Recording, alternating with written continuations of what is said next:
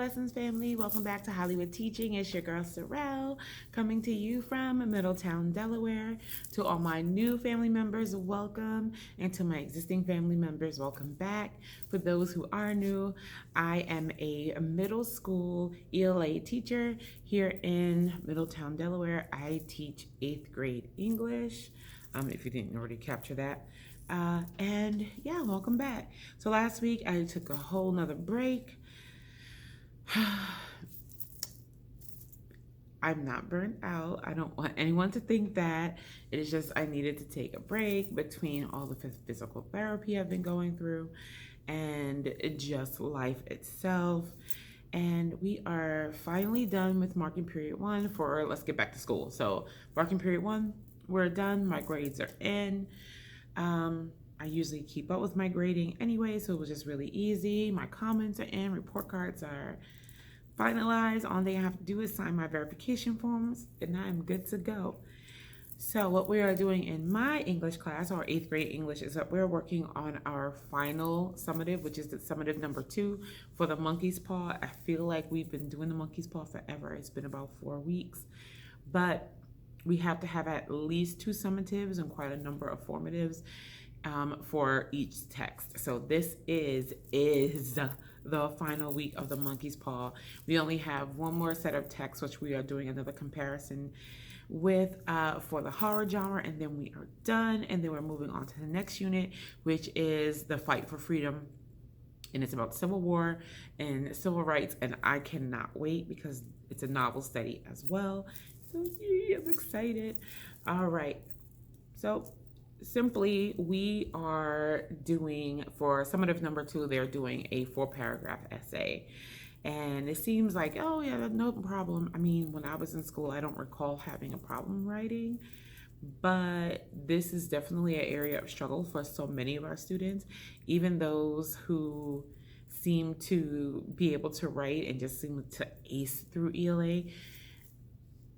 Writing is still a challenge. Whether they're writing too little or they're writing too much, they tend to struggle in the areas. So what we have done this time is they are writing a film review on the monkey's paw. They are comparing mood and characterization from text to film and recommending to their readers if they would recommend the film to others. So a total film review, but they are really just trying to build on that compare and contrast skills. It's 4 paragraphs, so I discussed it with my team. You know, we have some students that will try to write under, and they get penalized when they are writing under 4 paragraphs. But there are students that want to write more than that, and we should be penalizing them too, because if we ask for 4 paragraphs, we should receive 4 paragraphs. I know it seems like, well, what if they write more? That's great. No, not necessarily. In ELA, the whole purpose of us teaching them how to write is teaching them how to condense their writing down, how to speak in clear, concise language. And if you have 5 or 6 paragraphs for this particular essay, it means that you've rambled on just a bit too long, or that you're not able to condense and get your writing in your thoughts to clear, concise thoughts. And that is also a skill that they need to work on. So we have told them, like, hey, we need 4 paragraphs. Don't make it 5, 6, 7, 12. The more you write does not necessarily equal a higher grade. It does not mean that we think that you are so, oh, look at these 5 paragraphs, oh, automatically an A. No. To me, it just means that you've rambled on in one of these paragraphs and you could not clearly articulate yourself in writing that you needed a whole extra paragraph to do it. So scrapping that. Plus, y'all, I have over 100 kids. Who wants to read? That's how many paragraphs that is? Too many. Or it's already 4 paragraphs per 100. That's like 400 paragraphs that I have to read. And even though it might be the same information because they're all writing about the same thing, for ELA, it's not as easy to grade papers as maybe social studies, because, you know, in history and social studies, they're probably looking for the content, not so much the form of how the child is writing or the student is writing. ELA, we have to check for grammar. We have to check all their conventions. Did they use proper point of view? Did they use the right past tense, the right tense period? Are they giving opinions in a summary when they shouldn't give an opinion? You know, it's things like that, and it makes grading the writing very tedious. So I drill into my students, if you catch a mistake, you save yourself points. If I catch a mistake, you're losing points. So to even solidify that thought more, our students have peer editing. I tell them, look, I need you to peer edit each other's work. If it does not sound great, then you need to tell the person so. Don't leave them thinking that their intro has an engaging hook when it sounds terrible or you have no idea what they're saying. You need to let them know. So I know they should be used to peer editing, but it is they've been spoon fed for the last couple of years. So I have no problem just, letting them keep going and just practicing peer editing. But I have a feeling that I'm going to propose this idea to my team that if they do peer edit and we find mistakes in that peer editing section, that our peer editors need to be held responsible to a certain degree, because that means they weren't good at editing or giving feedback to their peers, and that's very important. Again, because we're trying to teach the students catch your mistakes before we catch your mistakes, because we catch them, they're costly. You catch them, you correct them, and we're none the wiser. So we'll see how that goes. It's still a work in progress. And so let me see what else is going on. Oh, I think I mentioned before about me moving towards a student-centered classroom. I have been doing some additional just research on the side. My principal gave me another mentoring kind of resource. He's called Dave Stewart. He has a whole webinar of student motivation. Now, I have no problem with student motivation, but it's very extrinsic, candy, prizes, things like that. But I am looking to build my students' intrinsic motivation, and Dave has some really great tips of how to build those types of motivation, or those types of motivators in my class, and I'm really looking forward to it. I already finished module 1, so I'm looking forward to getting into the other modules where he goes into like the 5 key points or 5 key focus areas to build student motivation. So I'm looking forward to that. So thank you, Dr. T. Thank you very much for that. So back to student-centered learning. I purchased a book recently, and I will give that to you with the title once I read more into it to see if it's helping. So far, I think I'm maybe into chapter 2. I'm really taking it slow. I just got it on Friday. So I'm really taking it slow, reading all these different strategies I can use to build a student-centered environment. Luckily, the writer is also an ELA teacher, or was an ELA teacher, so a lot of her strategies, even though it can go into other content areas, she kind of shaped it around what she knows best. And I'm like, yes, as an ELA teacher, yes. And I'm loving it. So my students are loving it too. We're not doing too much of a student-centered activities this particular week, because this week is completely writer's workshop. So if you've caught that from the previous a couple of previous videos ago, when we had writing for the Telltale Heart, personally for me, I love giving my students the opportunity to work in class during a writer's workshop. I told it to my other colleagues, and they actually enjoy it too. We give the students, especially their essay is due Friday, and it's right before the fall break. So we are literally working from part of last week all the way through this week on their essays. And so I'm going to swing you around, and I'll let you see the slides for this week. It's nothing really big. I might take a few clips here and there of the students working, but it'll be fairly quiet up until they start to peer edit each other's work. And then I'm going to be listening and checking to see if I'm seeing any evidence of that peer editing going on. Yeah, hopefully. It can be so difficult because they get sidetracked so easily. But let me swing you around. Oh, but before I give you an update, so I'm down about 7+ pounds. Last week, we have to normalize it. It's normal. It was that time of the month for me. So I tend to get extremely bloated. It's not TMI. It's natural. It's nature. I'm a woman, clearly. So it is what it is. But my back is still holding steady. I see my orthopedic surgeon on the 7th. My husband's going with me. So I am not nervous at all. I am really just hoping for a solution. What I've been doing in order to make it through in the morning and able to get up, I stumbled across it only because I took aspirin because I had cramps. But I took the aspirin at night, and when I realized when I woke up, I was able to move a bit better. So I'm assuming that the aspirin kind of kept the inflammation down in my back overnight.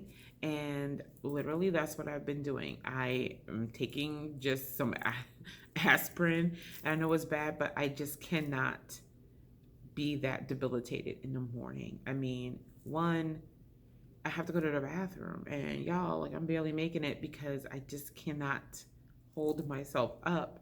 It's to a point where I just feel like I can collapse. And after one morning of literally collapsing to the floor, it's like reeling in pain, it was like I have to do something. So I happened to come across this strategy, and it seems to be working. I did it again last night, and I was able to move just a bit more freely this morning. So it's a temporary fix. I'm not trying to do more damage to myself than already is happening, but I have to do something. I just can't do that. So I'm hoping that when I see the surgeon, that he will be giving me some type of, hey, in the meantime, while we prepare for your surgery, if that is the route, here's a cortisone shot in your back for the pain, and it should kind of tide you over until it's time. Because if surgery is going to correct the issue for good, I'm going to do it. So that's the update there.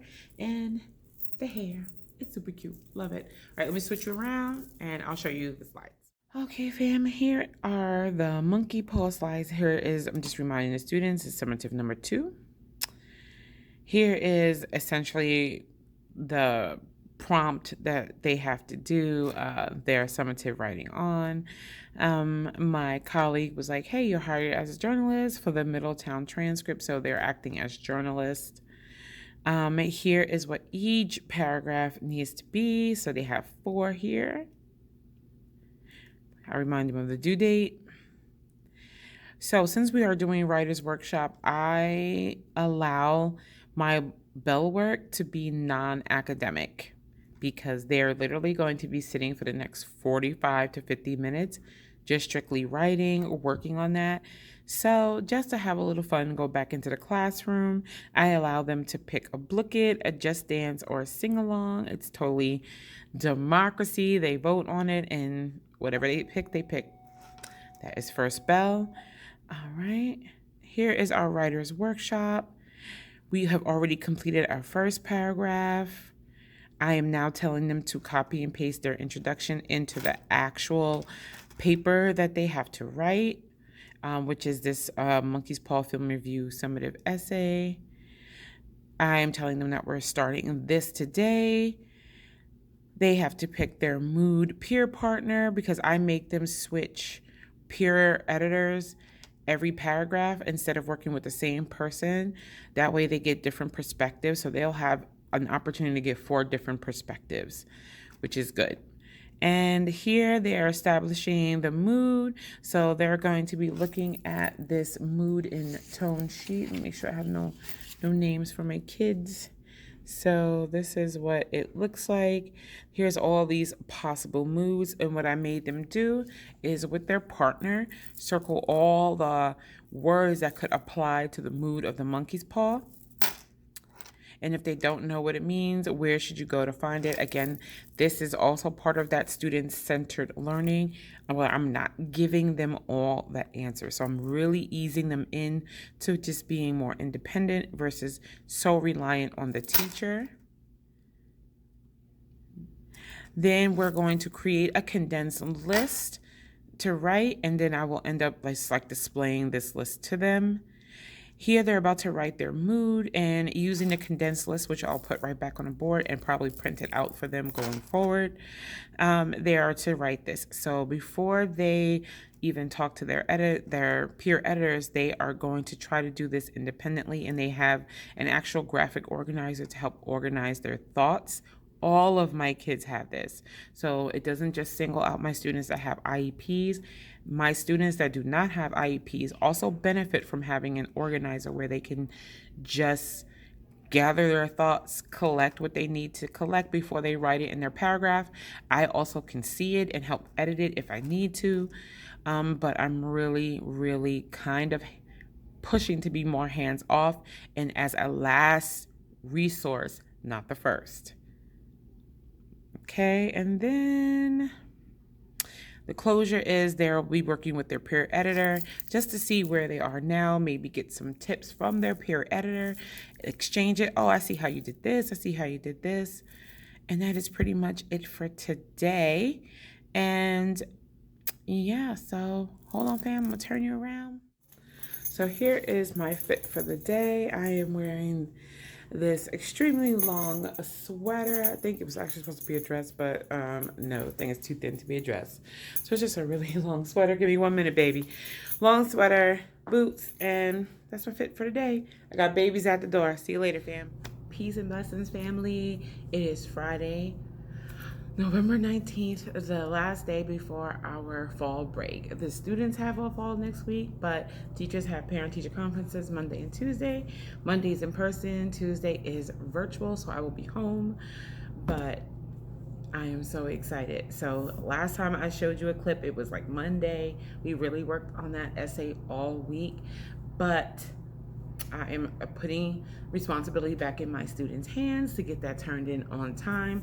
Today is Flex Friday, which the students just kind of catch up, but I did request for several students. Well, actually, they asked to come for Flex Friday to come in here and kind of touch up their essays, but this is the only time today that I'm going to even discuss, other than reminding them that it's due today, about those essays. We're not working on them in class, nothing. It is a tradition of mine to spend the last school day before any big break like fall, winter, and spring break. We do absolutely no ELA related work. We play games, we watch movies, we joke around, listen to music. I actually bought donuts for my largest class, which is my last period class. I just rotate who I buy treats for. It is just because it's not like because they did anything special. It is just something to share with my kids, and they really appreciate it. So when I come back, usually it's like on the same day as like pay week, I will buy donuts for another class. But I just absolutely just love doing these things for my kids. I adore them. I'm so excited for today just because we get to relax. We get to just breathe and not worry about anything ELA related. And honestly, I think the students really appreciate it. And I tell them I do this because we are a family. We don't get to celebrate the actual holidays together. So this is a great way for us to realize that we're family, to spend time together where we're not, in student teacher mode all the time. Today we get to be a real family. And just like I said, I have a stack of games over here. I think I'm gonna play grown-ups because they're in 8th grade, so it's like PG-13, which is fine for them. And yeah, I just can't wait. So I will take clips, hopefully, because I be getting all swept up with the kids. I will take clips of them kind of playing the games, letting you feel the vibe, because you can see it, but it's something to experience. Just kids being kids. You know, when you have moments like that, their innocence really comes through. And I'm glad to be the one to grant them that space. So those are children at my door. I love y'all. See you soon.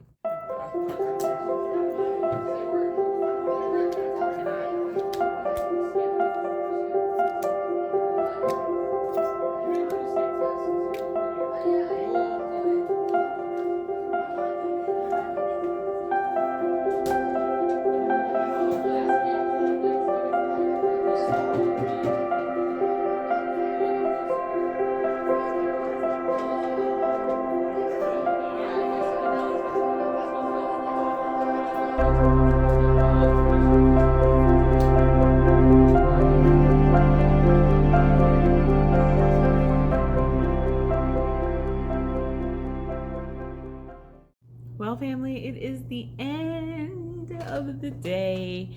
I probably look crazy because it's been a day. All in good fun, though. So I think you probably already saw clips of one class. I took my smallest class. They were all just playing games. They were making TikToks.